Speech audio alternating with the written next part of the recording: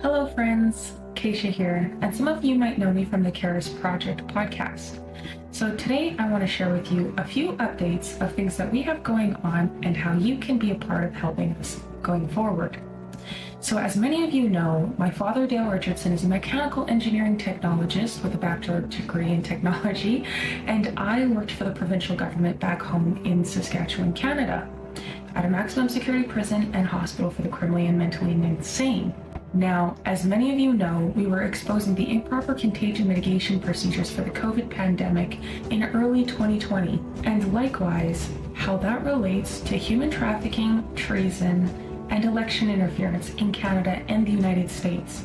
And this is precisely why the Karis Project has filed petitions for redress of grievance in the states of Texas, Colorado, and Michigan, as well as the province of Alberta in Canada. Now, it has recently come to the attention of the Karis Project that there was a mother in Colorado who was punished by the courts for trying to protect her children against a predator for being sexually abused and brutally attacked by the father. She's now going to jail and serving time for trying to protect her children against the evils and the corruption that we have all seen the last few years. Now, this is the same thing that we are seeing with Alberta's Minister of Health, Ariana Lagrange, who would not take the necessary actions to protect children from being sexually abused by convicted pedophiles and continuing to allow them to practice in the province of Alberta. And their licenses are currently being protected by the Alberta College of Physicians and Surgeons. Absolutely horrendous, if you ask me. The failure of our governments to bring these petitions to the floor have directly affected patriots like Tina Peters in Colorado, who are being politically persecuted with complete impunity, by the way, while convicted pedophiles are being protected. Here at the Karis Project, it is important to us that we the people are able to take our rights back and use our God-given constitutional rights to be able to expose the evil going on in this country and hold politicians accountable. We need especially the strong men to take charge in supporting the Karis Project's action plan financially in doing the work of holding the government accountable to protect our rights. And if you guys know me, you know already that this is my favorite quote, and so I'm going to leave it with you here today, because the most important thing that we need in this country right now is strong men. And I, as a woman, know just as much as anyone else just how valuable and important it is for us to have strong men leading our country to success. And so I'll leave you with this. The greatest want of the world is the want of men. Men who will not be bought or sold. Men who in their innermost souls are true and honest. Men who do not fear to call sin by its right name. Men whose conscience is as true to duty as the needle is to the pole. And men who will stand for the right, though the heavens may fall. So, my friends, you've heard all that I've had to say today and the importance of the same. As you can see, we have people, strong patriots, and women standing up for what's right and being completely destroyed. Politically, financially, we have good women in this country, good mothers whose children are being completely abused and taken advantage of within the system and even within their homes. And nothing is being done about it. Now is the time to take a stand. The Karis Project has an action plan, and based on all the experience that we've had throughout the years, we have the ability to teach people how to get this done. We need to work together in a time such as this, because our time is limited. Elections are coming up, and something needs to change. The definition of insanity is doing the same thing over and over again and expecting a different result. Now's the time to take a stand, and that is precisely why I encourage you to stand with the Karis Project for we the people. Thank you. Hello, everybody, and welcome to the Karis Project podcast. And today we have Garland Favorito with VoterGA.org, who has done some work with the election integrity. And of course, my daughter, the host, Kaysha Richardson. So, Garland, I just want to give us a little kind of a little inner overview of kind of what you've been doing over at in Georgia for our viewers? Well, what we've been doing, Dale, is basically trying to ensure that we have honest elections. You think that would be a really simple thing to do, but it hasn't been. It's been an incredible struggle. It's a journey that has gone on for 20 years, actually, and it has intensified in the last few years leading up to the 2024 election. We've gotten a lot of legislative changes made, some state election board rule changes. We have made a variety of different, done a variety of different things. We've trained a lot of poll workers and watchers, and basically just simply trying to continue the battle to secure our elections, even after this 2024 election. There's still much more work to do, still a lot of cheating going on, and we aim to try to put an end to it so we can have honest elections for the future of our generations and those to come. All right, just kind of you touched on something here, and you said that the election fraud has been going on for 20 years. How did this start? What was the big kickoff?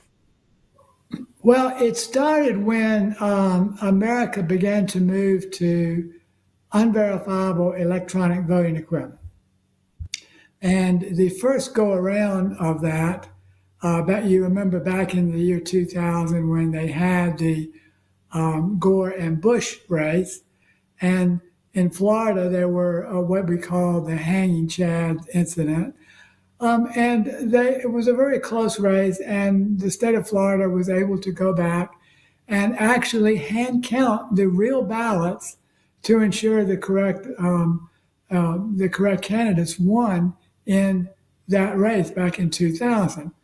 But the voting machine vendors used this as an excuse to bring in this new wave of what I call unverifiable electronic voting equipment. Now, that first new wave back then was a what we call a direct recording electronic machine. And what that system did is that it basically allows you to pick your choices on a touch screen, and then your ballot, poof, went away, and you had no record whatsoever of your vote. There was nothing that you could verify as the voter. There was nothing that the elections officials could audit. There was nothing to recount. It just simply reprinted the previous unverifiable results.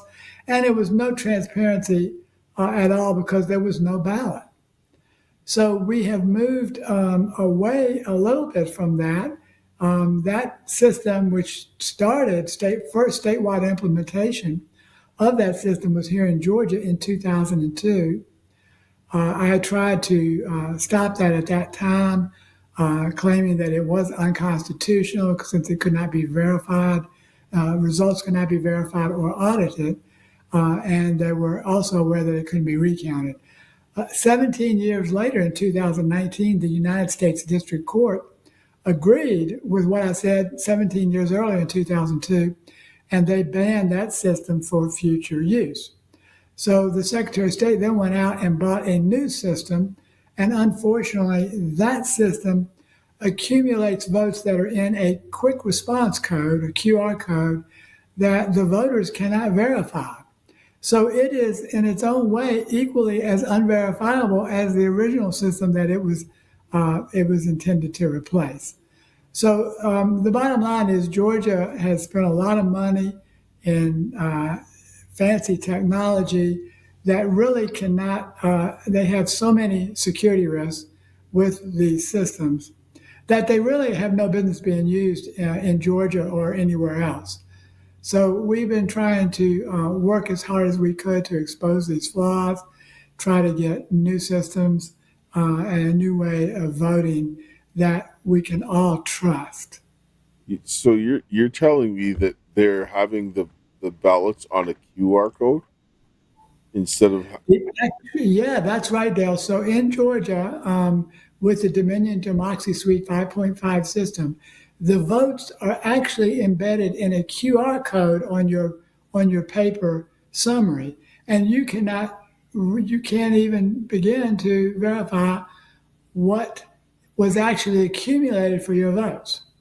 And it's not just the Dominion Democracy Suite 5.5, the other leading most popular voting system in terms of installations, certainly not popular with the voters, but that also, the SNS Express vote is also constructed in a similar manner with votes that are accumulated out of QR codes that the voters have no way of verifying, even with a QR code reader. I'm just thinking about this because I'm a mechanical engineering technologist, right? And I got a background in this, and we have to look at control systems. This is, you would never implement something like this that you couldn't verify, because if something went wrong, how do you correct it? And it's impossible to correct something that you can't verify. So if I don't have, it's like, if you don't have like any part of that control system functioning properly, well, like, how do you gauge your set point if it's a moving target? You can't. That's right. And the argument there is that, well, you can go back and audit and read the ballots and the text that's on the ballots and determine the winners. But that is only done maybe once every 2 years for a single race. So how do we know that all the other races that the system is actually producing the correct results? And we don't. It's exactly as you said. You would think that even if you used voting machine, that you would have to have human verification.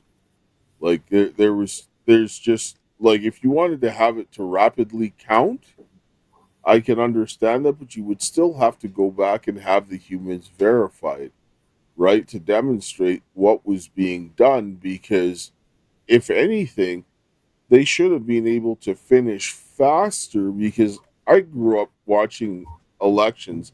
I never watched elections take weeks. They're still counting in some places. How is that even possible? You bought all of this expensive machinery, got rid of the paper ballots, which were done in a night, and now you can't count votes in a single night with machines? Yeah, it's a great question. Maricopa County is probably one of the most notorious for taking weeks to count their election results for reasons that we are still unexplained. So that is a significant issue. And of course, Maricopa is not the only county. They're probably just the worst one. But there's no reason. Even those who hand count the ballots can do that in one evening. So there really is no reason for Maricopa, for example, to take weeks to count their ballots when they're using electronic voting equipment. Just makes no sense.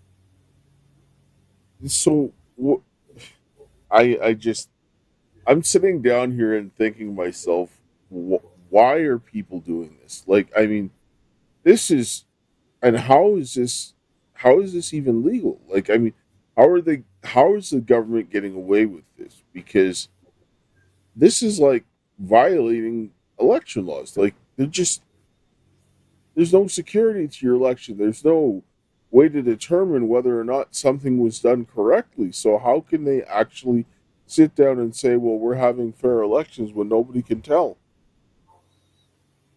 Well, they keep claiming they're having fair elections, but they can't prove it because, as you said, no one can really verify what the results are. So there just is it's not happening. So it's a real serious problem. There are not enough mechanisms in place to ensure the elections are secure, and that's in almost every state. Georgia, we've made a lot of improvements here, but we still have a ways to go, and the other states are equally as bad, if not worse. So what improvements have they made, and what do they still need to do in Georgia? Like, I mean, just Yeah, well, Georgia has made, we've made a lot of legislative improvements. For example, the ballots are now printed on security grade paper with visible watermarks to prevent it from being copied, for and duplicated nefariously. That was a good improvement. We banned outdoor drop boxes where all the those counterfeit ballots came in 2020 at the middle of the night. We have also banned private money. No more Zucker bucks trying to influence the elections and buying. They're basically buying uh, off really all the states. They've spent $400 million to basically influence the outcome of the 2020 election. So that's been banned. There's been quite a few other improvements in Georgia, not necessarily in other states though. They all the votes have to be tabulated by 8 o'clock on election night if they were received. All the ballots received prior to election day. So that cuts down on these vote switches 3 days later, where they're still counting ballots and then suddenly the election results change. Those are some of the improvements that Georgia has made. Unfortunately, not a lot of the other states have not made that many improvements, and there's still a lot of risk in our systems for the years to come. Yeah, like you mentioned some things there about Georgia about the the drop boxes, which they we saw this like go nuts through COVID, right? And that was the justification for putting all of that stuff in. And Trump talked about this that COVID was used to take him out, and he's absolutely correct because I mean, even how they rolled out the pandemic response, the CDC, which is in Georgia, I mean, they were put out guidelines for the engineering controls that they didn't mitigate disease, they in fact spread them. And that's a no no, especially when you realize that the coronavirus that got released came from the Winnipeg Biolab and it went over to Wuhan. And the Nipah virus that went in there in 2018 that was handed over to them was in what they released. And then they used that to just start changing stuff. There's, this is insane. And then they started to put in these drop boxes. Like, you create an effective method for spreading a biological weapon, you're done dead in the water with treason. And you start making the changes with the drop boxes, that is also treason. And then all the other changes, it's all a part of it. And so when I sit down and I look at what's going on in Georgia and seeing how this is all, playing out with the election fraud, I'm like, there's a lot of players with a lot of vested interest for things not to go the right way because they did a lot of wrong to get people into places where they shouldn't be. And I think that there needs to be a strong push by the people because if you can't verify your election, you don't have a vote. You don't, right? Like, because who won the election? Somebody just said because I said so, and that's exactly what we're getting. Because if you can't verify, you got nothing. Well, exactly. And if they're declaring the winners, but nobody knows if they're right, the elections are secretly counted by electronic machines. The and winners are announced, and the public has no way to prove whether or not the announcement was actually correct. There's just simply no way to prove that the voting systems are giving the correct results.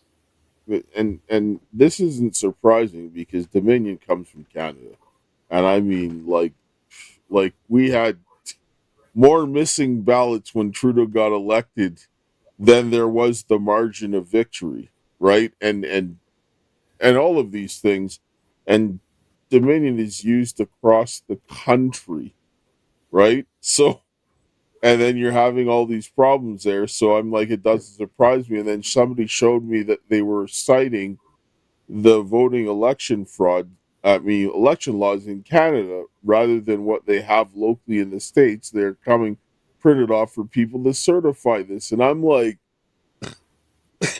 how is this happening?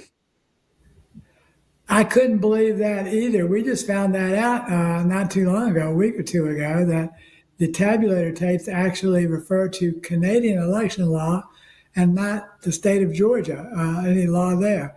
It's really strange. But that's actually a fact. That's exactly what is happening right now in Georgia with the tabulator tapes. I don't even know how this is legal. I don't even. I, when I saw that, I was just like, I mean, you might as well, vote on monopoly money for crying out loud. Like it's not worth the paper that it's written on. I understand that it's got to, you know, a corporation has to operate within the laws of its jurisdiction, but it also has to make sure that it operates in the laws of the jurisdiction where it's putting something in, right? Like, so if you're making something for Georgia, then it's out of Georgia, but then Dominion has a subsidiary in Colorado. So why is the American corporation going ahead and citing Canadian laws? It should be according to the state of Colorado to make sure they're not breaking laws there. And then when you're writing and swearing it in, it should be according to the laws in your state. That's the way it should be.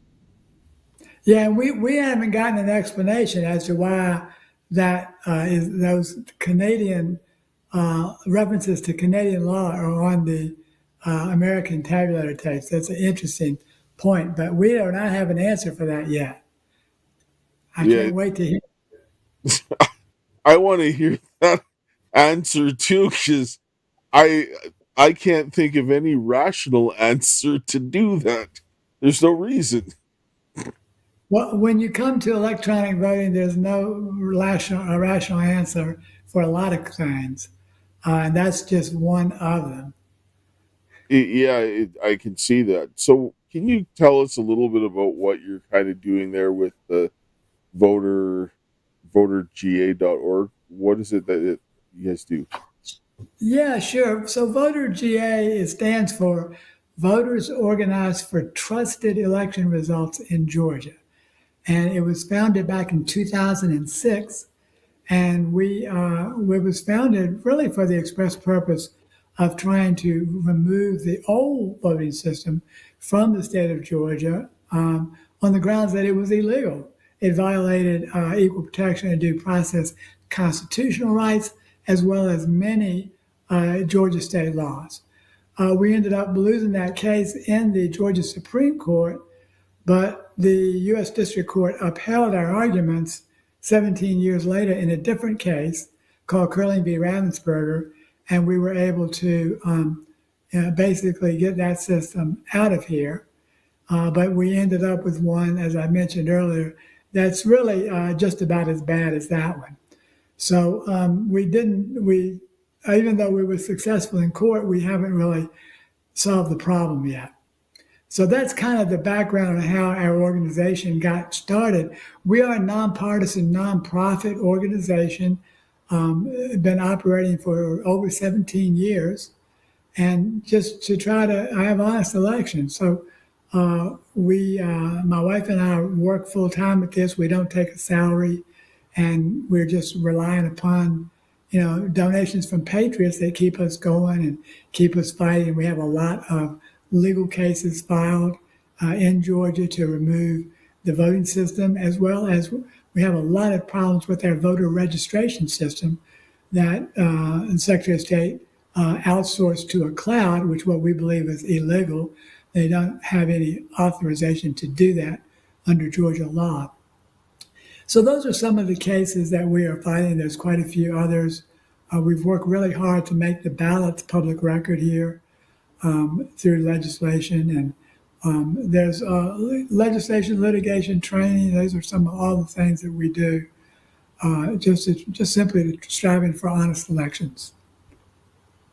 So, Go ahead, uh, Keisha. just wondering, what, since this has been going on for so long, and like there's so many different avenues we've discussed here that cause the actual voter fraud, but now that Trump has gotten to office, what do you think the solution is going to be to actually correct all the different failures that they've put into the voting system. Because I mean, you've got the Dominion voting machines, you've got their failure to count correctly. You can't even verify. You said there's the QR code bit. So like, what can, and then also the cloud, that's crazy. And they are also using Canadian laws. So like all these things, what do you think is going to be the solution in kind of like rectifying all of these failures? And like, is that a possibility now that Trump is the president elect? We don't know if he'll be in office yet. They're still trying, but we'll see, right? Right. Exactly. Yeah, so that's what we hope we'll have a chance. I'm sure once the president is inaugurated, I know he's going to want to try to get to the bottom of what happened in 2020. And then, at least I believe he will. There's a couple of things there, Kaysha. So there's, the two big components of a voting system. One is the counting, and the other is the voter registration system. So, in regards to the counting, what we really need to do is we need to have hand-marked paper ballots and publicly recorded hand counts of the votes at the precincts, and that would restore people's trust in the voting system itself. So we don't need all this fancy $100 million electronic stuff to do that. That's one area. The other issue is that ballots are being stuffed into the system or injected for ineligible registrations. So in other words, we found that we have these fake registrations that are on the file, and then ballots are mysteriously cast for these fake registrations. So, and this is happening in quite a few states, not just Georgia. We have to basically clean up the voter rolls and get all those invalid registrations off of the voter rolls. And that's a project that a lot of the citizens have undertaken, and they have challenged these bad registrations, but the county still have a tendency to leave them on the system, even though they're not valid. So those are the two major thrusts, and we have to really be successful in both of those two things to a large degree in order to secure the next elections that are coming up in the next couple of years. All right. Just we're going to take a break here, and then we're going to come back, and I've got a question for you about the cleaning up of the voter rolls. Donald J. Trump is officially the next president of the United States of America. While millions of people are rejoicing in victory, thousands of others are still concerned about their savings. The unfortunate truth is we still have over $35 trillion in debt, plus wars are still raging around the globe. So what can you do to protect your savings?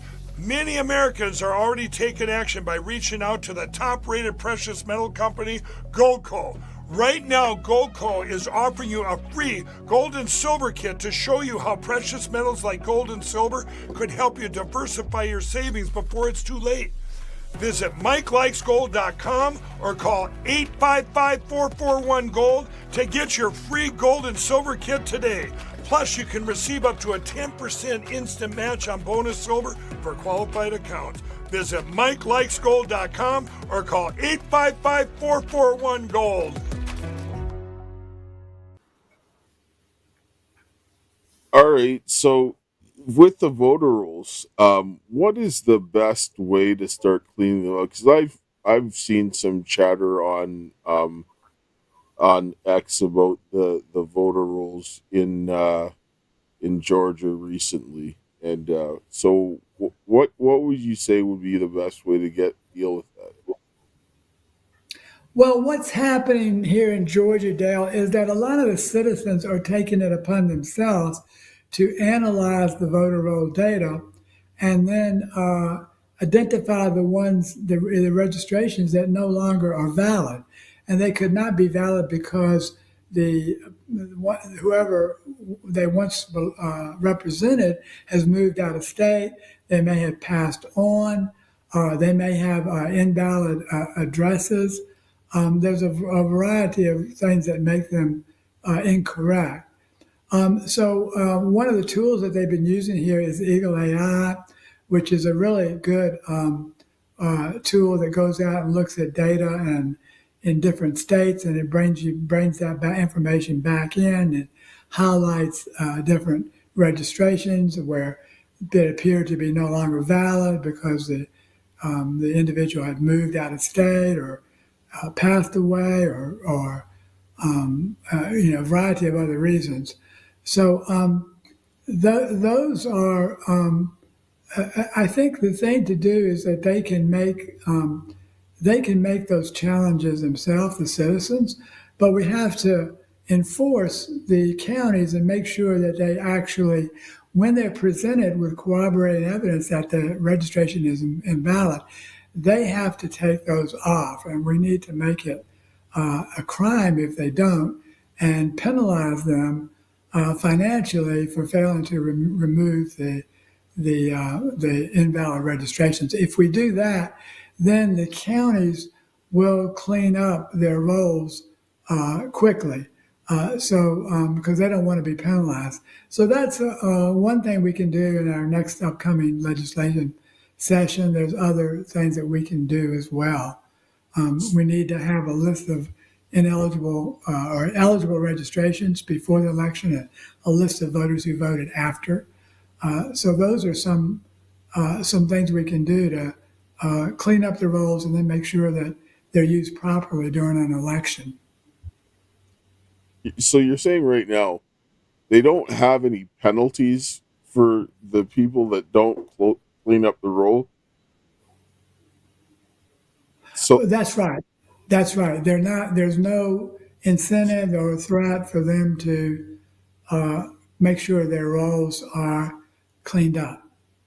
this again, like, I don't understand how this got this way without people preparatorily wanting to do this, because like common sense, like, I mean, you can't tell me that every person that worked in government over all of these years was completely stupid. That is absurd. So you're going to tell me something as critical as voting, because voting is important. This is written, like, the right to your constitutional republic is written into your founding documents. So you would think that protecting this so that the people have their will done would be safeguarded. It's not rocket science. This is common sense. It's like a bank protecting their money, right? You're not going to just let the money go down in a little red wagon and have a 5-year-old pulling it down the street.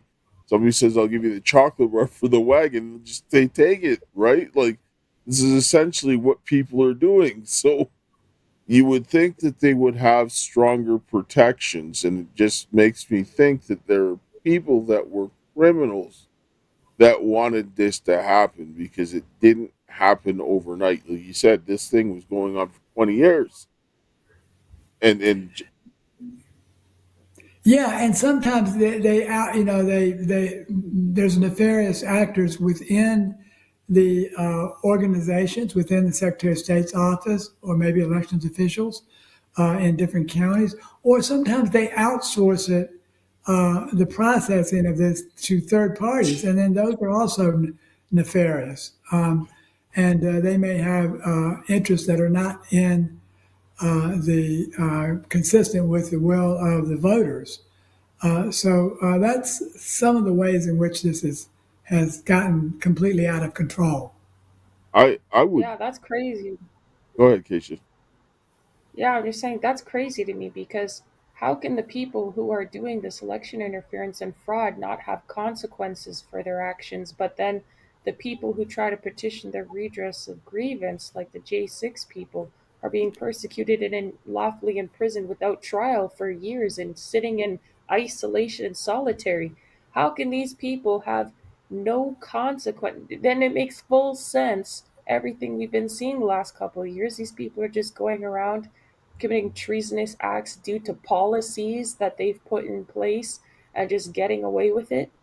How does that make sense? This is like the worst possible thing that you can actually do: treason. Election Yeah, interference is treason. well, yeah, it is, Keisha. Thanks for saying that. It's something that we don't say often enough. But it really is treasonous, and unfortunately, they're allowed to get away with it.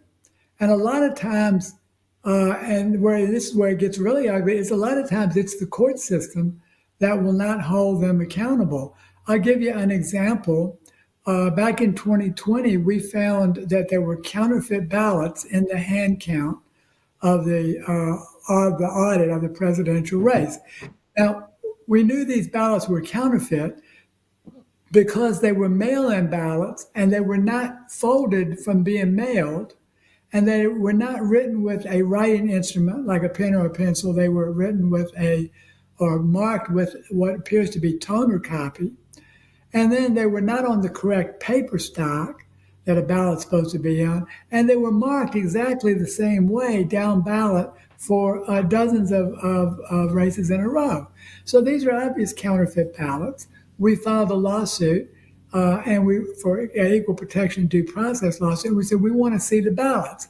Show us the ballots. We don't think that they were legitimate. We had 6 sworn affidavits, 4 of them from senior poll managers in Fulton County, saying that they handled these counterfeit ballots in the hand count audit.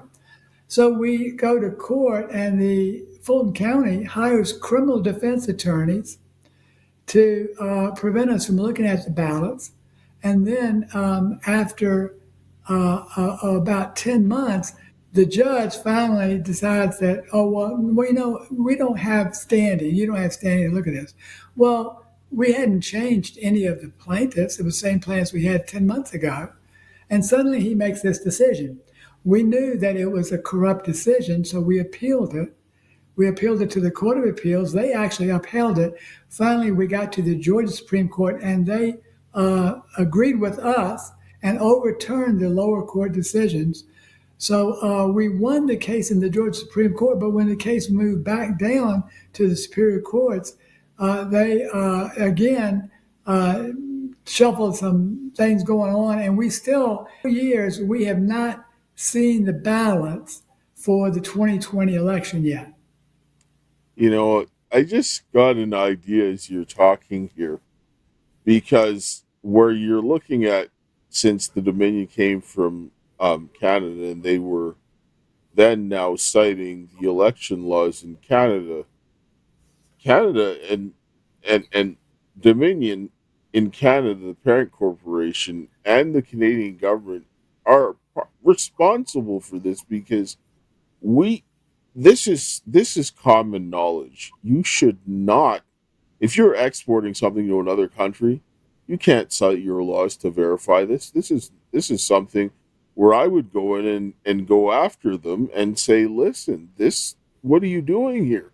Because you're bringing defective machinery and machinery that's not up to standard for us, and you're doing this deliberately, right? Because the last time I checked, Georgia is not a part of Canada, so why are you doing this? And I would go to their home jurisdiction and go after them there and make a stink about it, because if they do something shady, then people are going to be like, why are you doing that? Because they do this to Canadians, but if they do it to someone from outside the jurisdiction, they're saying you're interfering with us. What are they going to say? Get lost, and we're going to treat you like a Canadian? It's really a little bit different, but it's something to explore. Well, right. That's a whole nother subject, is the machinery. So, and in the case of Dominion, and the same is true really for ES&S for the most part, but Dominion uses Dell servers, the chips are made in China. Dominion is a Canadian-based company. The programmers for the Dominion system work in Serbia. So why would an American elections want to have foreign programmers and foreign chips and foreign components in their system when those chips can easily be manufactured with malware? The foreigners can also introduce malware. Why would we want any of this in a domestic American election? We wouldn't. It's crazy stuff, but the elections officials have they've purchased this stuff in spite of the fact that it makes no sense whatsoever. And they are complicit as well as the vendors themselves. Well, and especially seeing that in Canada, there's public knowledge that the CCP has bought and paid for elected officials that are sitting in the Liberal government, like Trudeau's cronies. And it's just like, so this is no secret that Canada is like controlled by Beijing. And then they're allowing these types of things to continue, and this is not what you want. Like you can't sit down and say that you're, I mean, it's pretty much turned on hostile to Canadians and hostile to Americans. Why would you want that? Governments run away. And you wouldn't. That's the bottom line. Any more up there than you would down here. You just wouldn't. I don't understand how this, like, I mean, I see it, but it doesn't make any sense, because this is where, when the judges, and like it seems like we're watching 1920s West Side Chicago on a massive scale, where you have Al Capone. He's bought off judges. He's got people that will get things. 'Cause I don't think every judge is corrupt. That's nonsense. But there's enough corruption that they can get certain things in front of certain people, where people are not getting the desired result. And you're seeing this happening over and over, because you're watching the judges. Some of these judges, you're like, what? Like, are you reading English, or are you reading something else? Because everybody else is like, I don't see this. So how did you come to that conclusion? And the only thing you can sit down and say is that they're bought and paid for. Like, there's no other reasonable reason for people to consistently make these, no matter what state you're in, no matter where you are, you're consistently seeing these wrong decisions being made. And this is where you got to go to the elected officials, because the courts aren't functioning properly. There's too much corruption in there to allow people to get a fair process. Some slip through, but not enough. Yeah, right, Dale. And after a given point in time, you realize that this is not an accident. As you said, this is just people who have been bought off. And it's really a sad situation. And when you consider, as you said, how massive that problem is, it's going to take a long time to clean this up. Fortunately, let's hope we got 4 years, these next 4 years, that we can really make some tremendous strides in cleaning this up. But it's an ugly situation, and quite frankly, many Americans have been asleep at the wheel for decades and have allowed this to happen. You are correct on that. Asleep at the wheel is the right term to say, because, I mean, people are still sleepwalking now, and it's like the evidence is in front of your face. It's happening everywhere. It's not going to go away. You can't comply your way out of tyranny, because this is what it is. If they're taking away your freedom, that's a tyrant. And I would like personally to see people start tracing the money coming to all of these people. Because I was looking at, in one of my cases, a federal judge that was dealing with this, and this guy made some very wrong decisions. And this was around the time they were holding me in Colorado and doing a lot of wrong things when I was filing there. And then they went after Tina Peters, because the evidence that I brought would have shut that down and a lot of other things. But this guy then ended up getting, like, he got in problems because he was taking money from other places. And this was on the news. I wonder how many judges are getting money from improper places and all of these other people, because this has got to stop. Those purse strings need to be cut. And it's hard to track that money down.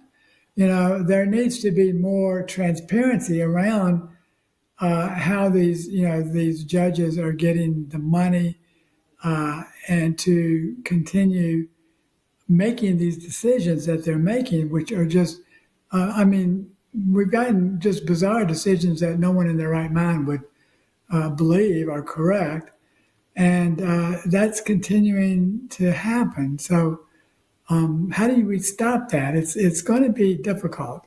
I think we can do it, but it's really going to be very difficult. Yes, and I agree. I think this is where we get more people participating, right? And this is one of the things that we did with the petitions because we've got a lot of the election fraud stuff in there because it was tied to COVID. It allowed the election fraud to happen on an unprecedented scale. Like it was there before, but it got thrown in your face. 2020, everybody was like, what? And then now, after they opened the door for taking weeks to count, you're seeing this happen regularly, and this needs to be shut down.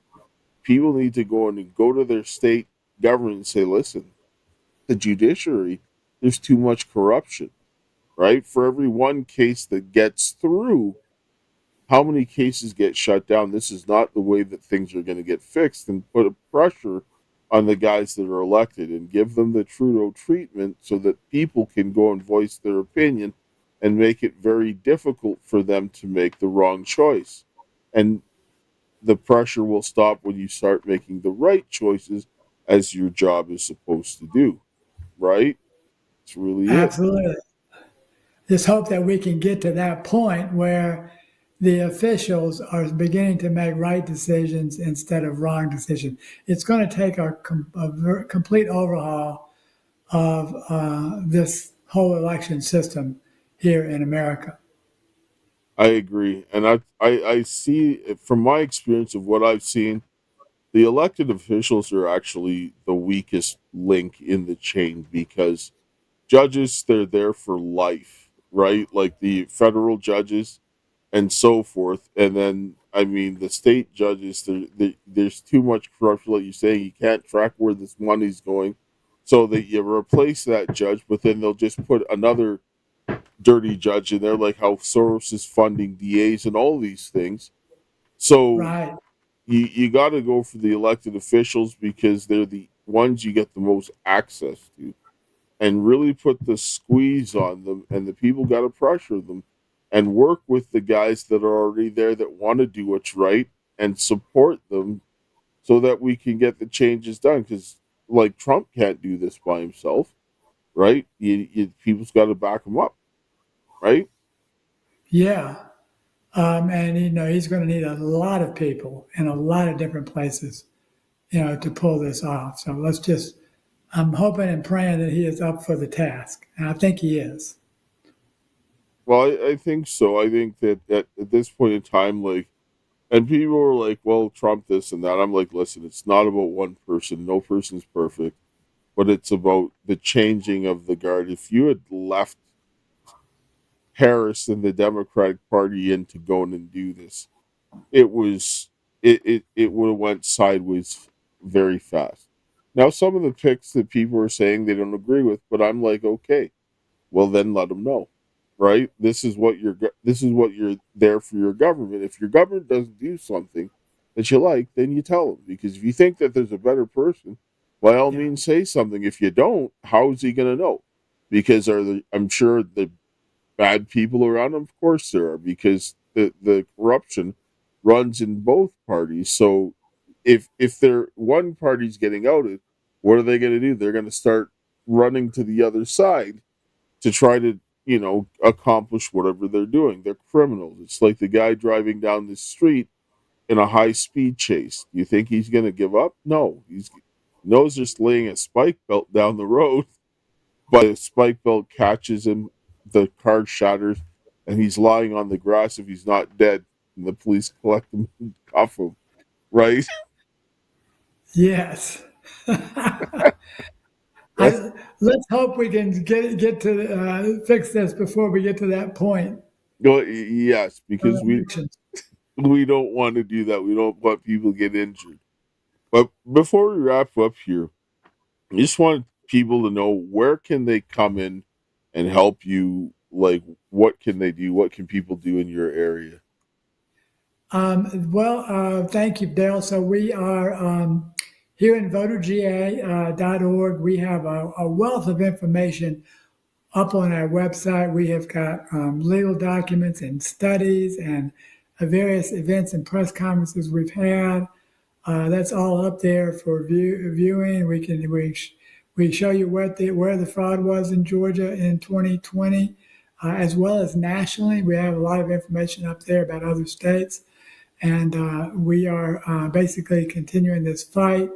As I mentioned before, we are a nonpartisan, nonprofit organization, and we have been doing this for 17 years. So we rely mostly on donations from patriots around the country that watch, your show, like Frank's speech and other folks, and that's what keeps us going. We, since we don't take salaries, we use almost all that money just for legal defense funds. Or actually, it's more of a legal offense fund. We are constantly filing lawsuits and trying to improve the legislation and things to continue to secure the elections. So we are volunteers, so the money goes for a really, really good cause at almost 100%. All right, that's good, and I'm go and support him and the work he's doing, because I mean every state, we have to work locally, like, and then let the guys that are working on the national level work nationally, and then that's how it gets done, because the people are the most important part of the equation, and you have to start making your communities more secure and everything else like that. So go out and support them in every way you can, and I know that there's links on the social media on their page so that you can follow them and all that sort of stuff. Get out, get involved, and so forth. And before we go, I'll close with a prayer before I give my daughter her final thoughts on the issues. All right. Heavenly Father, Lord, we thank you for this day. We thank you for your love, grace, and mercy. Lord, we thank you for the hope that you have given us. And Lord, we thank you for the work that Garland and his people are doing, and help them that they would continue to move forward, and give them the support that they need to help the people, that they would get their freedoms, and help the men to stand with the women, and help them to rebuild their churches, their families, their communities, and their nation, that we'd have some peace and prosperity until we see you coming in the clouds. This is my prayer. In Jesus' name, amen. Amen. Amen. Thanks, Dad, for the prayer as always. And thank you, Sir Garland, for joining us today. I hope that everybody really takes into consideration all the information you shared, because our elections need to be safe and secure. They need to be verifiable. We need to be able to know where all of these things are coming from. We shouldn't be having, voter machines from other countries with the rules from other countries, and all these different QR codes and all this nonsense, all these fake ballots going in. Like, we need to have a safe and secure election. We need to work with people to get that done. Trump is in office, so we have an opportunity now more than ever, I think, to correct a lot of these issues. But that doesn't mean that the work is done. We still have loads of work to do yet, which means we have to stand together and unite our forces, legal, lawfully, ethically, and morally, as Ivan Raiklin would say, to make sure that we secure these things going forward. Because if not, then the cycle will continue, right? The definition of insanity is doing the same thing over and over again and expecting a different result. And it's time we grab this opportunity by the horns and make it a completely different result. So thank you again, Garland. I hope all of you guys go and check out the work that they're doing and support the same. We'll catch you guys in the next one. And to my dearest Karis, until we meet again, my friend, and we will ciao.